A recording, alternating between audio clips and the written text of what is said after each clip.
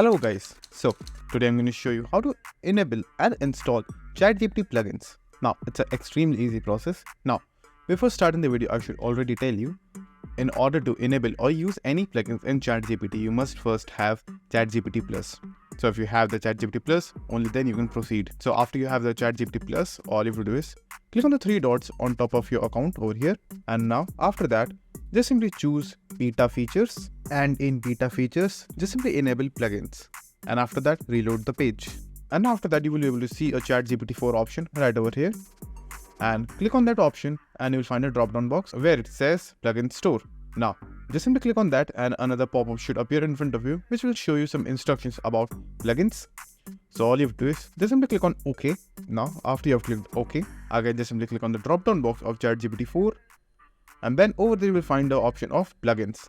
So click on plugins, and after that you will be able to see the plugin store.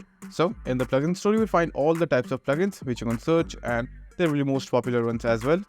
So all you have to do is to install them. Just simply click on install and the plugin will be installed. So that's it, and thank you for watching, and do like and subscribe to our channel, and take care.